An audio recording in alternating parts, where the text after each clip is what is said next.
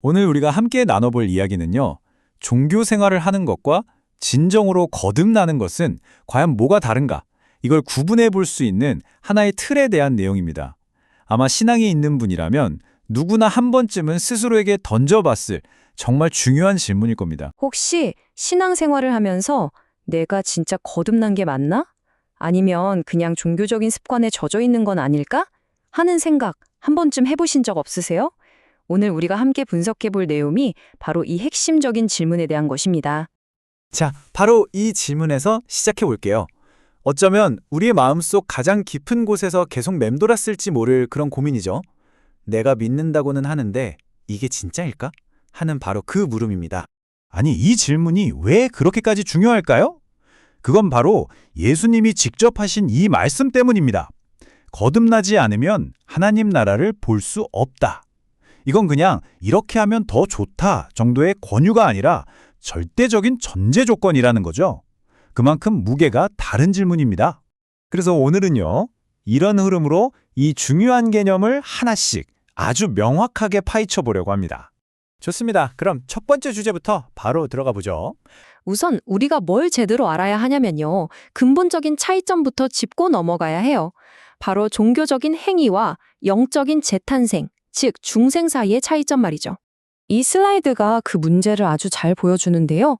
겉으로 보기에는 신앙이 정말 좋아 보일 수 있어요. 매주 교회에 나가고 성경도 많이 알고 심지어 세례까지 받았을 수도 있죠. 하지만 자료는 이게 마음의 근본적인 변화 없이 그냥 겉모습만 꾸미는 종교 생활일 수 있다고 지적합니다.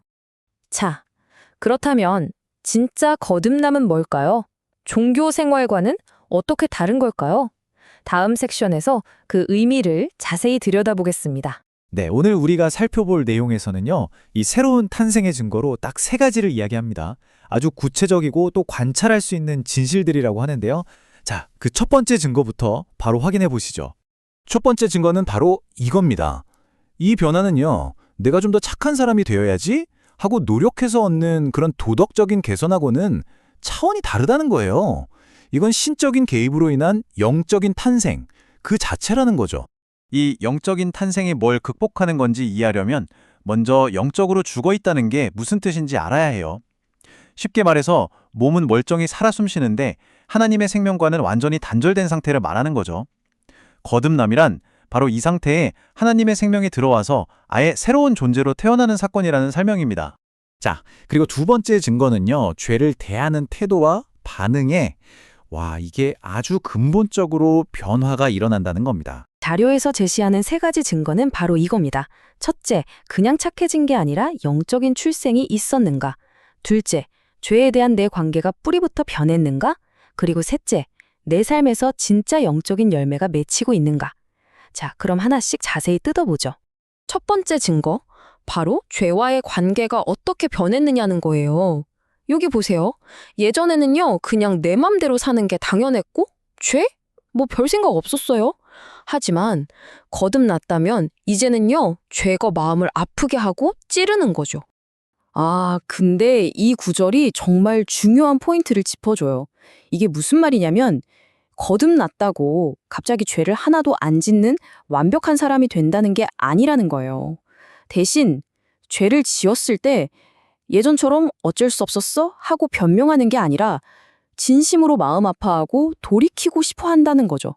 바로 이게 근본적인 변화의 증거입니다.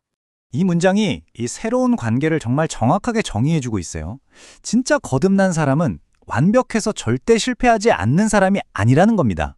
그럼 누구냐? 더 이상 하나님을 실망시키는 걸 즐기지 않고 그걸 미워하게 되는 사람. 정말 그렇죠? 완벽함이 아니라 마음의 방향이 완전히 바뀐 게 바로 그 증거라는 겁니다. 죄에 대한 태도가 바뀌는 것과 함께 두 번째 증거는 바로 삶에서 나타나는 진짜 열매입니다. 갈라디아서에 나오는 것처럼 사랑, 기쁨, 평화, 인내 같은 성령의 열매들이 자연스럽게 나타나기 시작하는 거죠. 이건 이제 세상의 인정을 받으려던 마음이 하나님을 기쁘시게 하려는 마음으로 바뀌었다는 증거이기도 하고요. 이 비유 정말 멋지지 않나요? 생각해 보세요. 사과나무가 나 사과 맺어야 하는데 하고 막 애쓰지 않잖아요. 그냥 사과나무니까 사과가 열리는 거죠. 이처럼 거듭난 사람의 삶에 나타나는 열매도 억지로 쥐어짜내는 행동이 아니라 변화된 본성에서 자연스럽게 흘러나오는 거라고 자료는 설명하고 있습니다. 그 자연스러운 열매의 예시가 바로 사랑, 기쁨, 화평, 인내 같은 이런 성품들입니다. 우리가 억지로 사랑해야지, 참아야지 하는 건 결국 우리를 지치게 만들잖아요. 하지만 진짜 열매는 내 안에서부터 자연스럽게 흘러나오는 거라고 이 자료는 강조하고 있습니다. 자, 그럼 이런 본성의 변화, 이 놀라운 거듭남, 도대체 어떻게 경험할 수 있는 걸까요? 무엇인지 알았으니까 이제 어떻게 해야 하는지로 넘어가 보겠습니다. 자료에서는 이 변화를 위한 3가지 단계를 딱 제시합니다. 첫째, 진정한 회개. 둘째, 완전한 굴복과 믿음. 그리고 마지막으로 새로운 정체성을 받는 것입니다. 여기서 말하는 진정한 회개가 뭔지 확실히 해야 하는데요. 이게 그냥 잘못했네, 걸렸네 이런 죄책감이 아니에요. 이건요, 말 그대로 유턴, 방향을 180도 바꾸는 거예요. 하나님께 저는 이제 제 방식대로 살기 싫어요. 제게는 당신이 필요합니다. 라고 솔직하게 인정하는 거죠. 그리고 이렇게 진정한 회개와 믿음으로 나아갈 때 우리는 이 말씀처럼 엄청난 선물을 받게 됩니다. 바로 새로운 정체성이죠. 더 이상 과거의 실수에 묶인 노예가 아니라 하나님의 자녀로 입양되는 거예요.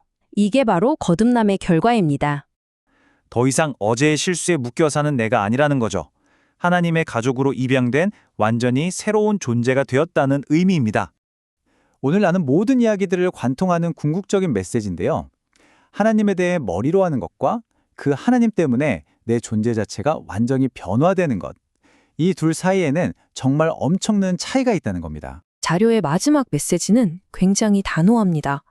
그냥 하나님에 대해 아는 것만으로는 안 된다는 거예요. 그분이 우리 삶을 완전히 바꾸시도록 내어드리지 않는다면 그 결과는 영원할 수 있다는 거죠. 그만큼 이건 가볍게 넘길 수 없는 문제라는 뜻입니다. 그래서 오늘 이 내용은 마지막으로 우리 각자에게 이렇게 묻고 있습니다. 계속 내 힘으로, 내 노력으로 애쓰는 종교 생활에 머무시겠습니까? 아니면 모든 걸 내려놓고 완전히 항복해서 진짜 새로운 생명을 얻으시겠습니까? 그 선택은 이제 여러분에게 달려 있습니다. 누가복음 11장 13절 너희가 악할지라도 좋은 것을 자식에게 줄 알거든 하물며 너희 하늘 아버지께서 구하는 자에게 성령을 주시지 않겠느냐 하시니라. 성령을 주신다는 말은 구하는 자에게 성령께서 오셔서 회개하게 하시고 거듭나게 해주신다는 것입니다. 이것은 성경의 약속의 말씀입니다. 거듭남은 진지하게 하나님께 구하느냐 아니냐에 달려 있습니다. 성령을 주옵소서, 믿음을 주옵소서 하는 기도가 거듭남의 출발점입니다.